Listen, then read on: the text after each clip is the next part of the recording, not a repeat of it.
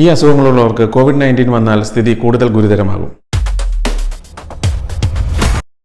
മസ്കറിൽ നിന്നും അഡ്വക്കേറ്റ് പ്രദീപ് മണ്ണുത്തിയാണ്. പ്രവാസികളുടെ നാട്ടിലേക്കുള്ള യാത്ര അനന്തമായി നീളുകയാണ്. ഇന്ത്യയിലേക്കുള്ള ഫ്ലൈറ്റ് സർവീസ് എന്ന് ആരംഭിക്കും എന്നതിനെക്കുറിച്ച് ആധികാരികമായ ഒരു വിവരങ്ങളും ഇതുവരെ പുറത്തു വന്നിട്ടില്ല. ഊഹാപോഹങ്ങൾ മാത്രമാണ് പ്രചരിക്കുന്നത്. റൂമുകളിൽ നിന്ന് പുറത്തിറങ്ങാൻ പറ്റാതെ പ്രവാസി അനുഭവിക്കുന്ന ബുദ്ധിമുട്ടുകൾ പറഞ്ഞറിയിക്കാൻ പറ്റാത്തതാണ്. ഡയബറ്റിക്സ്, കൊളസ്ട്രോൾ തുടങ്ങിയ പല അസുഖങ്ങളും പ്രവാസികളെ ബുദ്ധിമുട്ടിക്കുന്നുണ്ട്. ഈ അസുഖങ്ങളുള്ളവർക്ക് COVID-19 വന്നാൽ സ്ഥിതി കൂടുതൽ ഗുരുതരമാകും. ആയതുകൊണ്ട് ഈ രോഗം വന്നാലും രോഗത്തിൻ്റെ കാഠിന്യം കുറയ്ക്കാൻ എന്തൊക്കെയാണ് ചെയ്യേണ്ടത്, എന്തൊക്കെ ഭക്ഷണ രീതികൾ പിന്തുടരണം എന്ന കാര്യങ്ങൾ നമുക്ക് നോക്കാം. വളരെ പ്രധാനപ്പെട്ട കാര്യങ്ങൾ, ഒന്ന്, ചൂടുവെള്ളം കുടിച്ച് ബോഡി ഹീറ്റ് കൂട്ടുക എന്നുള്ളതാണ്. രണ്ടാമതായിട്ട് സിങ്ക് അടങ്ങിയ ഭക്ഷണങ്ങൾ കഴിക്കുക. 3, അയൺ അടങ്ങിയ ഭക്ഷണങ്ങൾ ധാരാളം കഴിക്കുക. ഈ വിഷയത്തെക്കുറിച്ച് കൂടുതൽ കാര്യങ്ങൾ AJ മെഡിക്കൽ കോളേജിലെ സീനിയർ പ്രൊഫസർ PP ദേവൻ പങ്കുവയ്ക്കുന്നു. വളരെ ആധികാരികമായ വിവരങ്ങളാണ് അദ്ദേഹം ഈ വീഡിയോയിൽ പങ്കുവയ്ക്കുന്നത്. ഈ വീഡിയോ മുഴുവൻ കണ്ട് COVID-19 എങ്ങനെ പ്രതിരോധിക്കണമെന്നതിനെക്കുറിച്ച് മനസ്സിലാക്കുക. My first question to you, doctor, what is your opinion and how you think, how you going to treat, or you have any protocol to treat this COVID-19 patients? Please explain to our viewers. Sir, thank you very much for this kind honor. It is indeed so distressing for us to see how many people are dying across the world. Now, I will give a brief overview of this entire thing. Looking at the way the virus is and how any virus is, what does a virus do? The moment it gets a chance, it jumps to a human and starts to replicate. Now, what will a human do is it will initiate the initial defense processes of viral immunity. When the body realizes that it is not having the requisite capacity, what can the body do? It can arrest viral replication by increasing the body temperature. Now, this happens few days, 1 or 2 days after the virus has gained access to the body. Now, what should we as humans do? The moment we have the prodromal symptom, that is a slight itch or a pain in the throat, a slight feverish feeling, a feeling of tiredness, slight temperature, instantly we can assist the body in its second line of defense, and that is by increasing our own body temperature. If you observe, when animals become sick, what do? They straight go and sit in bright hot sunlight, thereby increasing their body temperature. How can we do that? By frequent sipping of hot water. I repeat again, by frequent sipping of hot water. Keep hot water in a flask, half a glass every 15 minutes. Keep sipping until you sweat. It's sizzling hot. Sizzling hot, keep it in a flask, take half a glass, and then tolerable temperature. You can't be burning and scalding your mouth by it, but tolerable hotness, and keep sipping, which is tolerable. And when you keep doing that, when the body temperature increases by 1 degree Celsius, what does the body do? It attempts to bring it down because it is not yet ready for an immune fight through temperature, and therefore we start sweating. The moment you start sweating, it is a clear indication that the body temperature has gone up. Now, if you keep doing that throughout the day, for the next 2 days, that is 48 hours time, viral replication will stop, and the body's innate antiviral defense mechanism will kick in and completely inactivate the virus and kill it. That is how it should be. Suppose I am doing exercise, I am sweating, and definitely the body temperature will increase. Whether it will also be effective? No, that will not help. Because I have come across reports saying that you should do hot water gargle. That is not enough.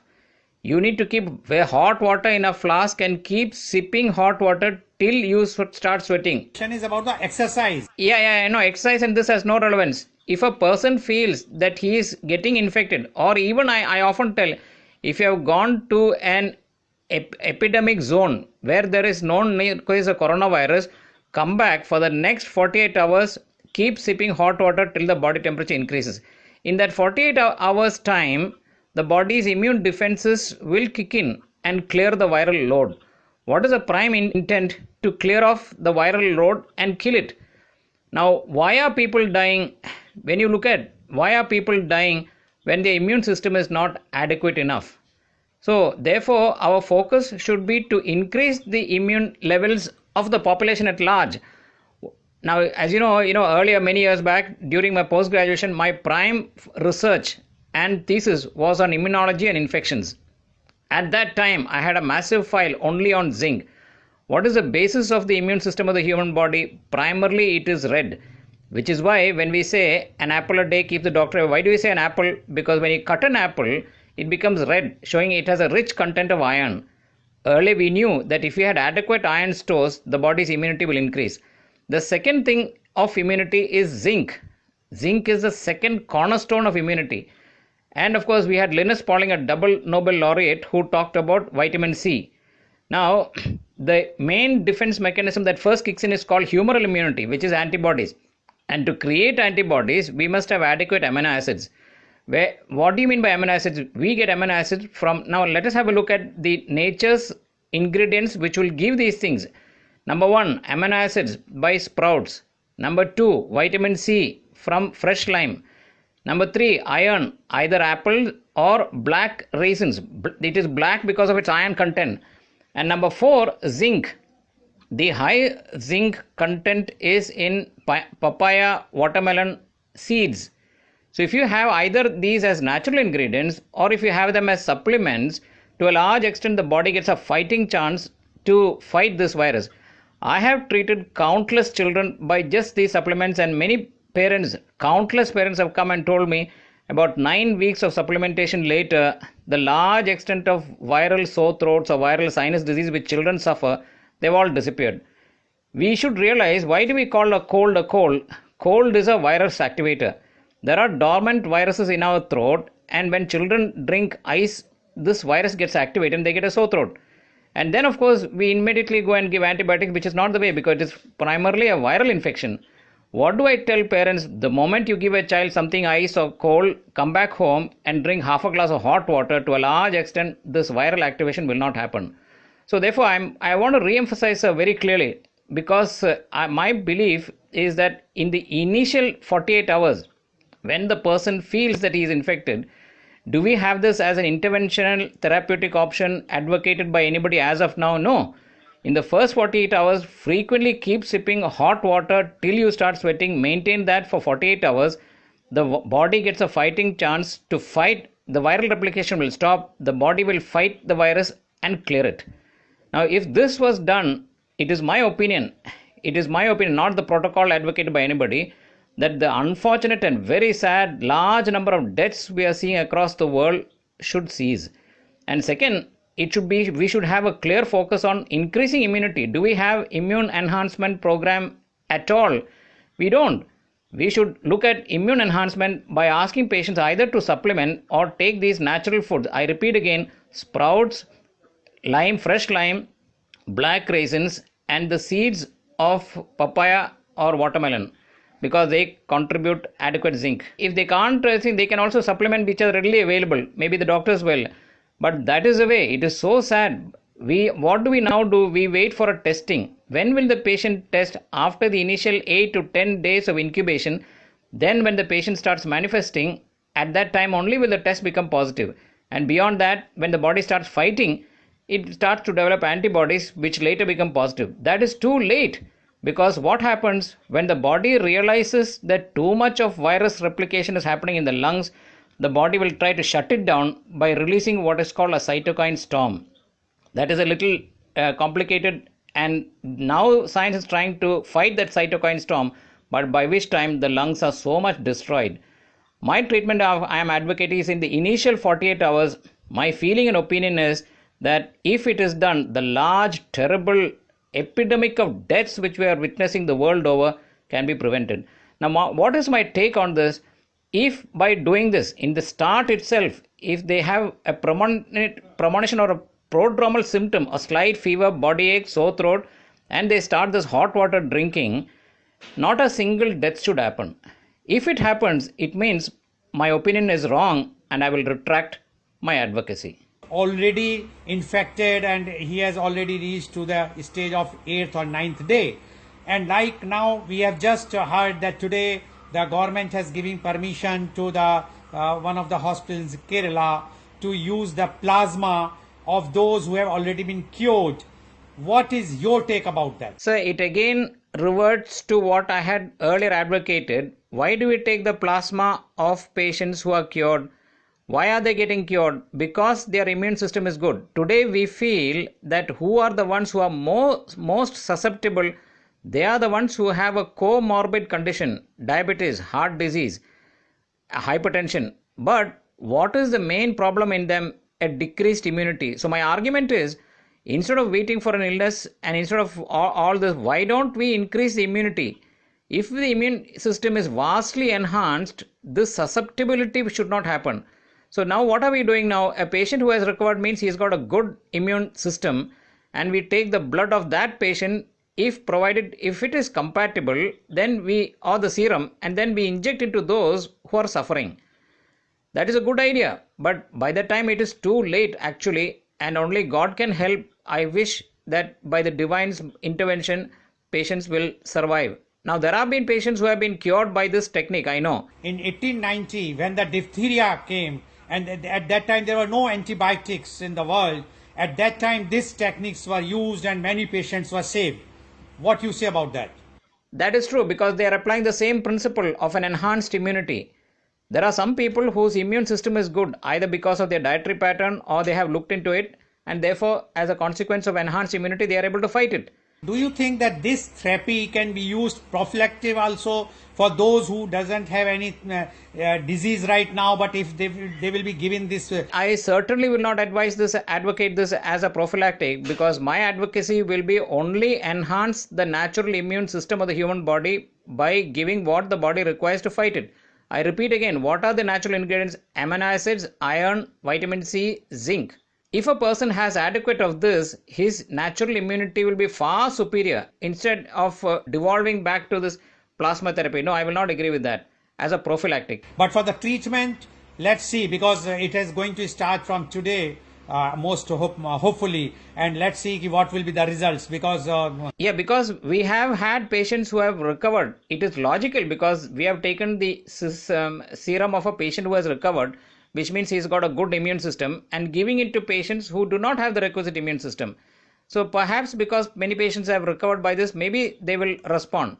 Now, there is one take I would like to clarify, because there's a huge phenomenon of hydroxychloroquine. everywhere hydroxychloroquine is been advocating, and why we are not taking this as a prophylactic or for the treatment. What is your take about this? So the thing is, I was the first one who read the original report by that eminent immunologist Rauf in south of France.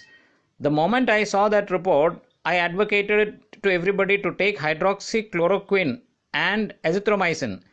But we fail to realize one terrible thing, that concurrently, jointly, they have an effect on the heart's conductive system, and as a consequence cause the conductive block causing arrhythmia or death. As you know, recently, about 2 weeks back, a doctor who was taking it as a prophylactic had a heart arrest and died. There are several doctors who have had heart trouble or death because of hydroxychloroquine. Now, how can we prevent that from happening? It is a conductive block, and therefore earlier research reveals that while taking hydroxychloroquine, you must also supplement omega-3. To a large extent, omega-3 will protect the conducting mechanism and prevent this terrible fatality which happens as a consequence of us trying to protect from this disease by this drug. So anybody taking hydroxychloroquine, number one, he must have a prophylactic or an initial heart ECG, an ECG showing that the QT interval is not less than 225 nanosecond millimeter. It should be not less than 225. If it is so, it is highly risky for the individual to take that drug. Second, if they are taking it, they must also take omega-3 tablets. In which case, to a large extent, I believe they will be protected. Doctor, you have mentioned about the L-throcin along with the hydroxychloroquine. If we will take only the hydroxychloroquine, then what will be the impact? Hydroxychloroquine is now taken by many doctors and health workers primarily as a prophylactic. Why did they add azithromycin? Because azithromycin has an eminent action on the lungs. Now, as you know, the most common complication of the coronavirus is lung infection and pathological developments. Because azithromycin has an action there, it is also added. But there is a little bit of caution I would like to advise. Azithromycin has caused agranulocytosis in a few patients and they have died as a consequence of azithromycin. So we need to be very careful and we need to be monitoring these patients minutely before we can advocate it as a long-term or a large-scale treatment. That there is a feeling that whosoever has taken the BCG, anti-tubercular vaccine, initial stage in the childhood, they have a more resistance power against this coronavirus. What is your opinion about that? Sir, I read about that. The thing about BCG is because it is a vaccine, it triggers the immune system, allowing it to increase its production of both T and B cells. But my argument against is I have treated countless number of individuals for both viral sinus disease, viral sore throat, by just enhancing the immune system naturally and then by asking them to sip hot water. So therefore, why should we revert to a vaccine and attempt wherein which we can actually enhance the immune system by the way nature has intended it to be? Millions of years by a natural immune mechanism we have survived on earth. So millions of years. So why should we therefore look at the current thought of BCG and other things? I will not advocate that. I only will advise the general public, because there is a small little report that happened. They looked into those who died at a later age and they found that those people had a lower level of blood zinc. Now if that is said to be true, it is true for the larger population. We do not have adequate zinc containing foods in our diet, zinc being the second pillar cornerstone of immunity. This is what we should do, and we should not advocate BCG and other things. No. So according to you, to increase the immunity, we should have a zinc tablet or something like that? Iron, which comes from black raisins or black dates, vitamin C that comes from fresh lime, amino acids that come from sprouted grains, and zinc, which is found to be rich in papaya, watermelon seeds. Okay, so according to you, it's all natural thing which Yes. can increase our immunity, correct? Yes. Today, Dr. Deven clarified the doubts about coronavirus, and you have mentioned that instead of going for such type of treatments, what is prevailing right now, why not a very simple thing, if we will increase our immunity by taking those things which are naturally available, one can have, and at initial stage you feel that you have a sore throat or slight temperature, increase the body temperature by sipping the hot water, and otherwise increase intake of omega-3 by natural things like what you have already explained. One can survive in this present scenario. If by this talk and your wonderful questions and my responses, if we can avoid the terrible deaths that are happening around the world, we will be blessed. That's what our aim is. Covid nineteen സംശയമുണ്ടെങ്കിൽ നിങ്ങൾ ഇപ്പോൾ താമസിക്കുന്ന രാജ്യത്തെ protocol അനുസരിച്ച് ബന്ധപ്പെട്ട health മിനിസ്ട്രിയെയും health വർക്കേഴ്സിനെയും വിവരം ധരിപ്പിക്കേണ്ടതാണ്. വീണ്ടും അടുത്തൊരു വിഷയമായി കാണാം. Advocate Pradeep Mannuthy signing off.